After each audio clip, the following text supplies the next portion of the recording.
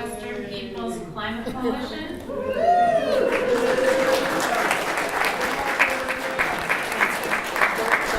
Or RPCC, as we call it for short. It is truly my honor to welcome you here this morning on behalf of our primary sponsors, RPCC and the Sierra Club. So today we'll hear personal stories from local residents about how climate change affects them, and in some cases about solutions they'd like to see. We think of this as individuals giving testimony, heartfelt testimony to the facts of their lives and how these facts affect them, and therefore how we're all affected. These 10 individuals have stepped up to share their hurts and challenges, their passions and hopes, have stepped up to give this testimony very publicly, clearly. I will introduce each speaker in turn, but for now, let's give a round of applause in advance for these brave individuals.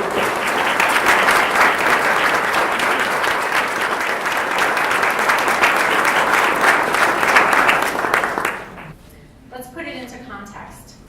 4 days from now, a global climate summit will be held in San Francisco.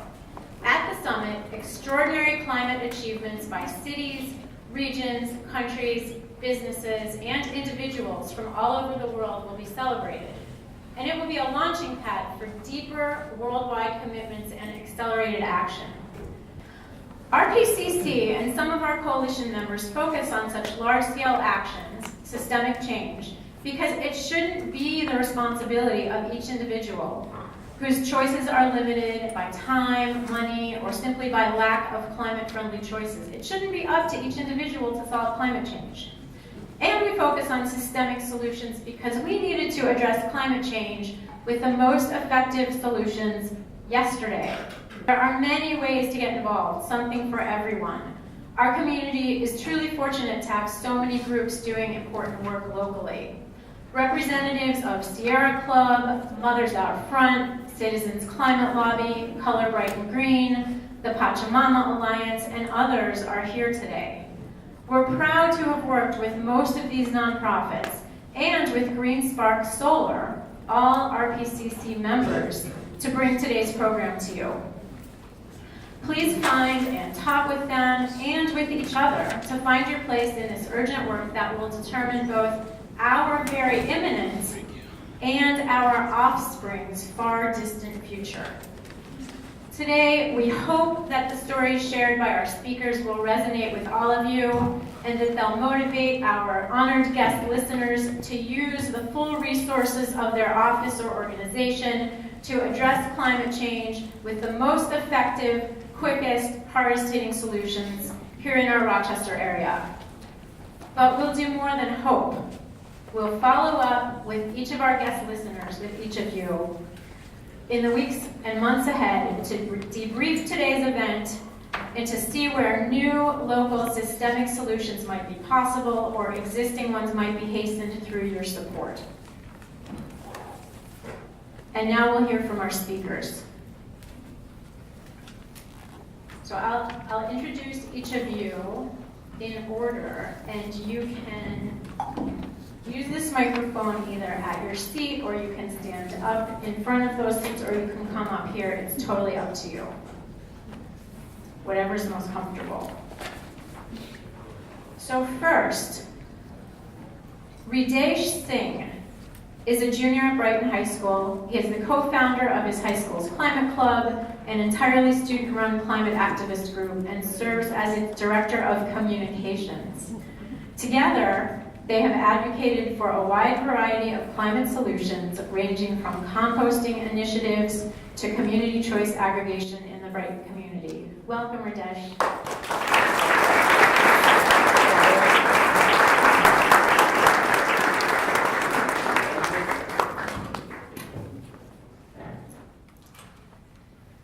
When you think about the average American youth, what comes to mind? Perhaps you think that we're just self-absorbed, constantly on our phones, texting, or on social media, well, without an iota of understanding of the real world. At least that's what some adults complain to me nonstop. And although it might be easy to disregard my generation as kids these days, I strongly disagree. Youth from the ages of 10 to 24 make up nearly 2 billion of the globe's population.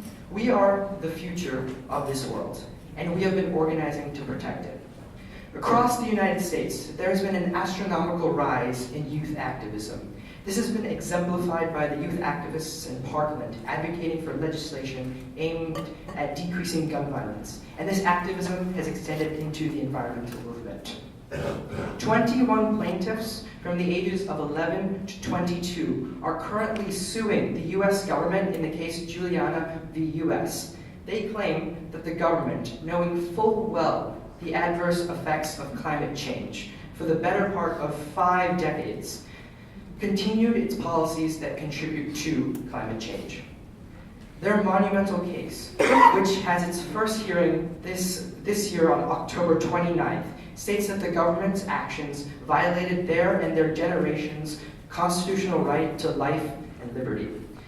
And right here in the Rochester area, my classmates and I started the Climate Club in 2017, our very own climate activist group at our school. We have been speaking out, raising awareness, and implementing environmental policies to do our part in combating climate change. My generation has been striving to preserve our future. Yet we still lack a nationwide sense of urgency surrounding climate change. And this lack of urgency is lethal to us. Inaction now will have reverberating effects in the decades to come. And the changes we are experiencing, from rising sea levels to an increasing concentration of greenhouse gases in the atmosphere, are simply going to get exponentially worse. But as distinguished leaders in the Rochester community, you all have significant power to enact positive change. I am calling upon you, on behalf of youth in Rochester, to help us take action in mitigating the effects of climate change right now. Commit to striving towards carbon neutrality, adopt comprehensive climate action plans, and implement these policies in the greater Rochester area. It will take a lot of work, effort, and commitment, but I firmly believe that we can do this together as one community.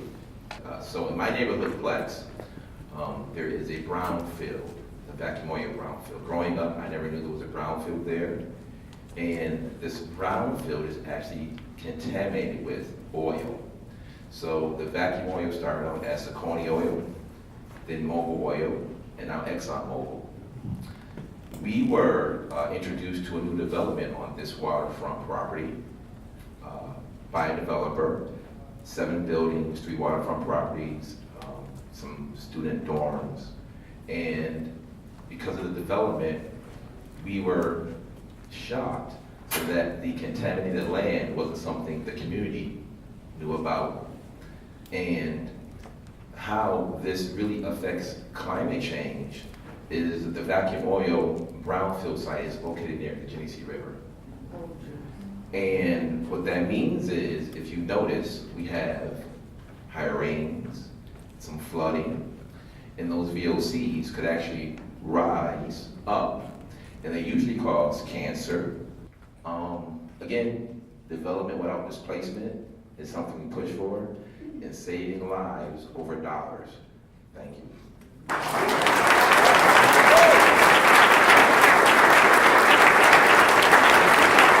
Next, Isabella Hydra.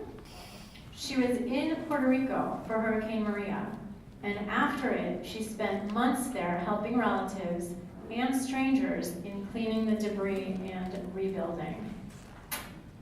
Welcome, Isabella.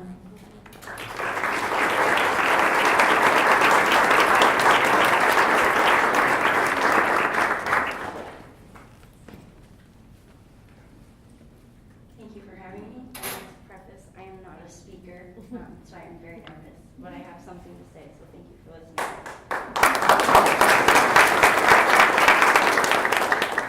As a child, I would visit my family in Culebra, which is 17 miles off the coast of the mainland of Puerto Rico. Puerto Rico is comprised of 3 islands, so I was not on the main island during hurricane. I was on Culebra. As a child, I was entranced by the climate, the colors, the water, the people, mostly my family and the culture. About a year ago, a little over a year ago now, I had planned to visit my cousin, knowing that there was a tropical storm headed towards the area. So upon arrival, we were preparing for the worst case scenario, and about a week later, when we opened the door, we experienced ultimate devastation.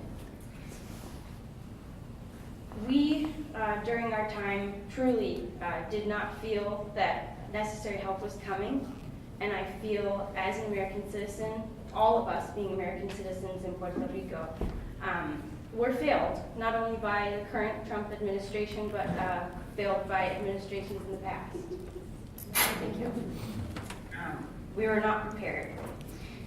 One terrifying thing for me was lack of communication. So my cousin, well, we're on this tiny island. We did not have contact on the main island. We did not have contact for a majority of time with our family in Rochester. We later found out that our family on the main island had moved to various locations in Texas and Florida. Considering our climate, it's only continuing to get harder. Where are they going to go in Texas and Florida is not an option. They're perhaps going to move north to New York. They're going to move to Rochester. And I do not believe that Rochester is prepared for this influx of American citizens, of which we need to be prepared for.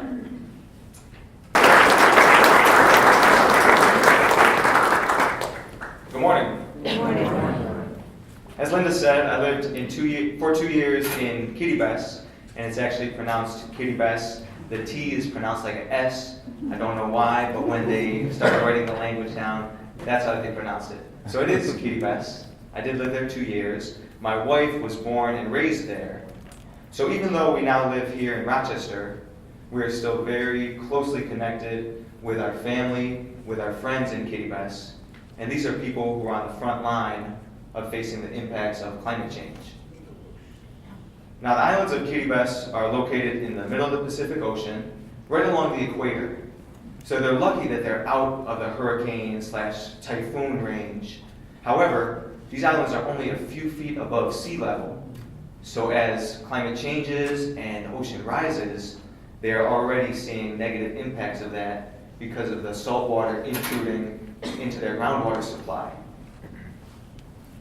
So because of these changes and the effects to their food supply, it's likely that the people of Kiribati are going to have to leave their islands in the future, but they have nowhere to go. Sometimes people talk about climate change refugees, but people being forced to move because of climate change do not actually qualify legally as refugees. So they cannot apply to come here or to other countries as a refugee would. Now, the people of Kiribati are not the only ones facing a similar uncertain future. There are millions of people around the world who are going to face similar challenges and similar displacement in the future. So today I have 2 actions I'd like to suggest that we take to help these people. First, on a national level, we should advocate for our country to join the United Nations Global Compact on Migration.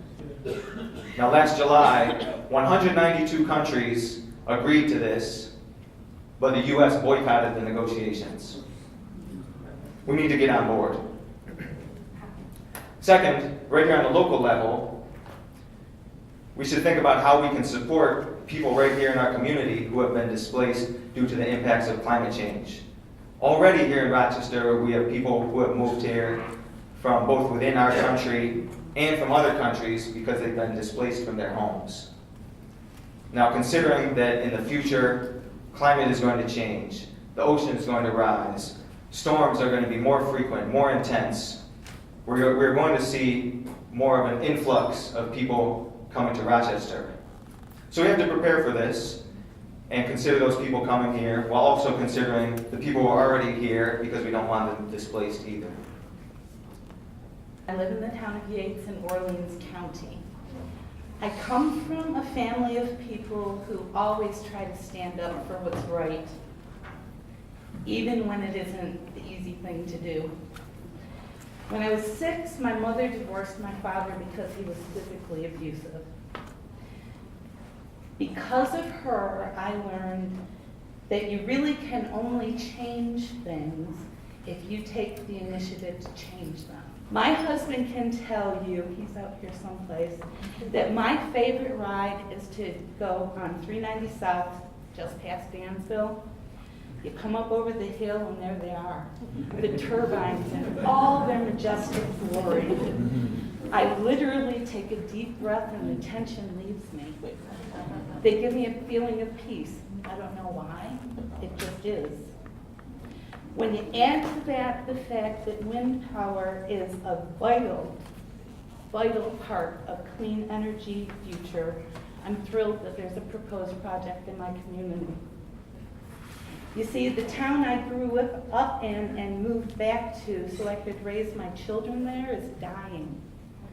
Where there used to be mom and pop grocery stores, coffee shops, family-owned stores, where the people of the community used to get together and talk and visit and plan.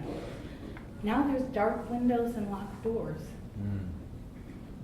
The turbines would bring a much-needed boost. Together, we can do this. I know my mom and Mr. Kenyon would be proud. Thank you.